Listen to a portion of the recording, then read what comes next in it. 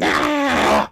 No, I can't stand it. Bachmann Europe are doing it again. They are putting out really cool Festiniog Railway rolling stock in 009. I just gotta have it. I just gotta have it. I just gotta have a 009 Festiniog Railway based layout of some description. So I've got to make room. I've got to sell. Got to sell. Weaver RS3 in O scale. $140 plus shipping, and it's yours. Bachmann ON30 Railbus DCC, $140 plus shipping, and it's yours. Bachmann ON3440 DCC, $140, and it's yours. I just got to get rid of stuff to make room for Bachmann 009 Festiniog Railway stock. Ah, dear.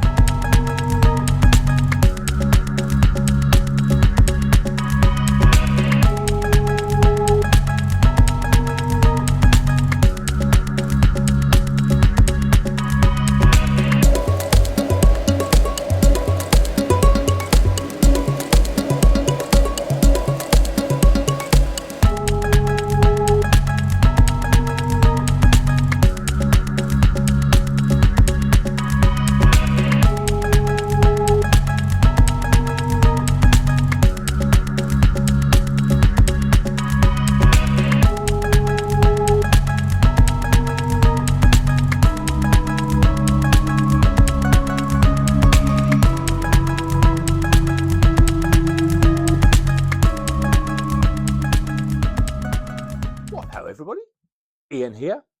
Yes, it was Bygone's weekend on the Festiniog Railway this weekend, and Bachmann took it upon themselves to announce more cool 009 rolling stock for their range based on the Festiniog Railways trains. So I've wanted to model the Festiniog since the first time I visited the Festiniog when I was 10 or 11 years old. And back then, of course, there was only like gem kits, white metal kits. There was Mountaineer, and there might have been Welsh Pony or Prince or something like that, and those all fitted on Minitrix N-scale chassis. So now, 50 years later, you can now go into a store and buy Festiniog stock ready to run. And well, I really am wilting there on that. And maybe there will be a Festiniog Railway 009 layout in my future. But we're digressing before we even start. And welcome to another week's project reports on the layouts. So going to spend a bit of time for the next couple of weeks working on Bontofts, because that has to be ready for Trainfest at the Baird Centre in Milwaukee on November the 23rd and 24th. Here we are at Bontofts. So I think the first thing that you can see here is that, well, I've put the dirt down in the yard there, and that really improves the yard surface here. There, I think actually this bin will be gone. This bin will be history, because I've ordered a Solido Volkswagen Combi pickup truck for the tipper to tip in here. So I never liked the bin. I always wanted to put a pickup truck or a truck of some description in this area, but I could never find one that was actually small enough, because we're in 1/18th, 1/19th scale here. And yeah, that's big. So hopefully the Volkswagen Combi truck will fit in there. And even if I can only tip in one skip load at a time into a truck bed, that'll be better than, I think it'll look better than the bin there. But the bin is still there as a backup. So also we can see that I have the Amberley Loco from Loco Remote. I have that on the layout now, because since I changed this since I changed over to the manually operated pusher for the tipping there. That means there's no rail here, so there's no loading gauge to foul, because this, back in the day, the Amberley was too wide to fit past the tipping actuation rail that I had in there. But now we have the wrecked tipper. So this is a lovely little feature, scenic feature that I really like. So obviously, back in the day, a wagon had like fallen off the loading dock and it's just been left there and left to rust away. We've got a hole in the bottom, holes in the wagon there, and we're going to have more weeds and stuff growing out of there. So that's the plan there. And we've got the pile of stuff under a tarpaulin there as well. That's another fun little detail that I like. So we're going to add a few more weeds around and grass around the edge of that. I've got some Woodland Scenics field grass in light green and straw, and we're going to like bed those in with other tufts and stuff around there to make it look like it's been there a while. And we'll do the same with the wagon as well. So we're just adding little details to make it look industrial and worn out, and that's the plan for the work for this week here on Bontofts. Trying an experiment this morning. You may remember my 16mm scale weeds here, made from electrical wire, bent up and then covered with scatter of various types and colours. So that's a long time consuming job. Not that I don't enjoy it, especially when you look at the finished result. But yeah, if you want a lot of them, it's a lot of work. So I'm looking at this stuff, JTT wire foliage branches. So you can see that, remember, in the past I used them on this Northcotes mock-up to represent trees. They claim to be just like branches, but I think if I get into a large scale like 16mm, they might be able to be used for weeds in a way. I don't know, nettles or cow parsley or something. Anyway, I mean, they're got a little bit too much scatter on them maybe, but I figure that if I soak them in Woodland Scenic cement and then dribble some of these coloured scatters on there. I've got yellow and I've got I've got a white here that they might represent plants of some sort. So we'll give that a go and see what it's like. Here's a selection of different sizes of these wire foliage branches. So we'll just cover them. We'll give them a little dropping of scenic cement on them, and then put some of the scatter on there and see what it looks like. See how it works out. So all we're doing is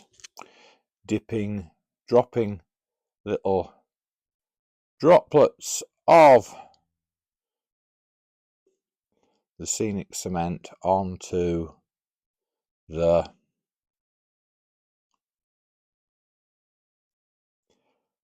these armatures, onto these things, and then we will just sprinkle some of